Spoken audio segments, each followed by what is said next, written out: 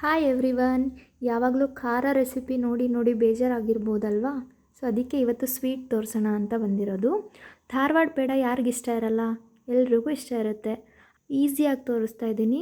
ತುಂಬ ಈಸಿಯಾಗಿ ಮಾಡ್ಕೋಬೋದು, ಬಟ್ ಟೈಮ್ ತೊಗೊಳುತ್ತೆ. ಫ್ರೀ ಟೈಮ್ ಇದ್ದಾಗ ಮಾತ್ರ ಇದನ್ನ ಟ್ರೈ ಮಾಡಿ.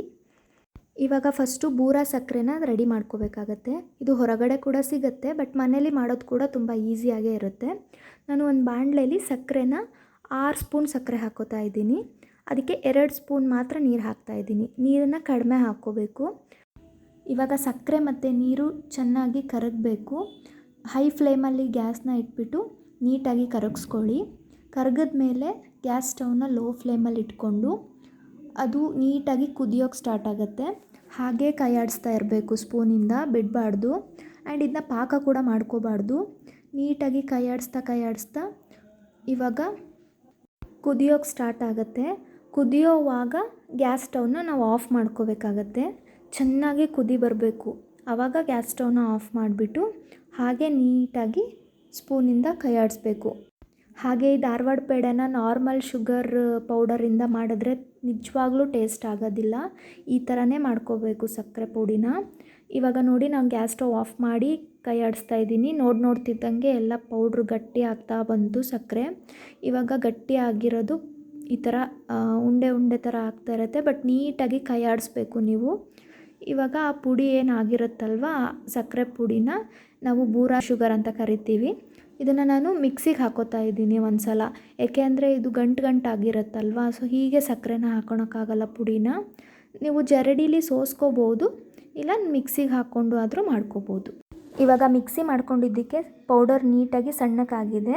ನೀವು ಬೇಕು ಅಂದರೆ ಇನ್ನೊಂದು ಸಲ ಜರಡಿ ಹಿಡ್ಕೋಬೋದು. ಹಾಗೆ ನಾನಿಲ್ಲಿ ಮಿಲ್ಕ್ ಪೌಡರ್ನ ನಂದಿನಿ ಮಿಲ್ಕ್ ಪೌಡರ್ ಯೂಸ್ ಮಾಡ್ತಾಯಿದ್ದೀನಿ. ಅಂಗನವಾಡಿಲಿ ಕೊಡೋದು ತುಂಬ ಚೆನ್ನಾಗೇ ಇರುತ್ತೆ. ಅದರಲ್ಲಿ ಒಂದು ಸಲ ಟ್ರೈ ಮಾಡಿ ನೋಡಿ, ತುಂಬ ಟೇಸ್ಟ್ ಆಗುತ್ತೆ.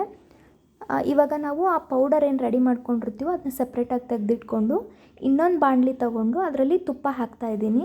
1-2 ಸ್ಪೂನ್ ತುಪ್ಪ ಹಾಕ್ತಾಯಿದ್ದೀನಿ, ಸಾಕು, ಜಾಸ್ತಿ ಹಾಕ್ಕೋಬೇಡಿ.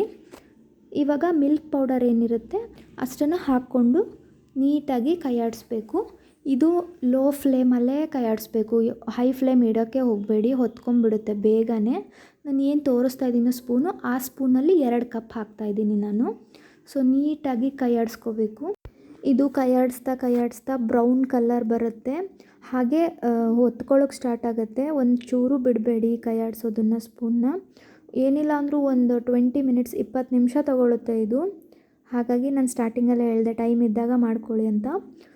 ತುಂಬ ಕೈ ನೋವು ಕೂಡ ಬರ್ಬೋದು. ನೋವು ಒಂದಿನ ಇರುತ್ತೆ, ಬಟ್ ಆದರೆ ಟೇಸ್ಟು ಮನೇಲಿ ಮಾಡಿರೋ ಟೇಸ್ಟ್ ಹೊರಗಡೆ ಟೇಸ್ಟ್ ಥರ ಇರಲ್ಲ ಅಲ್ವಾ. ಆ್ಯಂಡ್ ಹೈಜೀನ್ ಕೂಡ ಇರುತ್ತೆ. ಹಾಗಾಗಿ ಮನೆಯಲ್ಲೇ ಟ್ರೈ ಮಾಡಿ ತಿನ್ನಿ ಈ ಥರ ಸ್ವೀಟ್ಸ್ ಎಲ್ಲ. ಈಗ ಆಗಲೇ ಏನು ಸ್ಪೂನ್ ಮಿಲ್ಕ್ ಪೌಡರ್ ಹಾಕ್ಕೊಂಡಿದ್ನೋ ಅದೇ ಸ್ಪೂನಿಂದ 1 ಕಪ್ ಹಾಲು ಹಾಕೋತಾ ಇದ್ದೀನಿ. ಹಾಲನ್ನು ನೀವು ಈ ಥರ ಫುಲ್ಲು ರೋಸ್ಟ್ ಆಗಬೇಕು, ಗೋಲ್ಡನ್ ಕಲರ್ ಬರಬೇಕು. ನೀವು ಮಿಲ್ಕ್ ಪೌಡರ್ ಮತ್ತು ತುಪ್ಪ ಏನು ಕೈ ಆಡಿಸ್ಕೊಂಡಿರ್ತೀರೋ ಬ್ರೌನ್ ಕಲರ್ ಬಂದಮೇಲೆ ಸ್ವಲ್ಪನೇ ಹಾಲು ಹಾಕ್ತಾ ಕೈ ಆಡಿಸ್ಬೇಕು. ಒಂದೇ ಸಲಕ್ಕೆ ಹಾಕಬೇಡಿ, ನೋಡಿಕೊಂಡು ಹಾಕ್ಕೊಳ್ಳಿ. ನೀರಾದರೆ ಮತ್ತೆ ಚೆನ್ನಾಗಾಗಲ್ಲ. ಈ ಒಂದು ಕನ್ಸಿಸ್ಟೆನ್ಸಿಗೆ ಬಂದಿದೆ.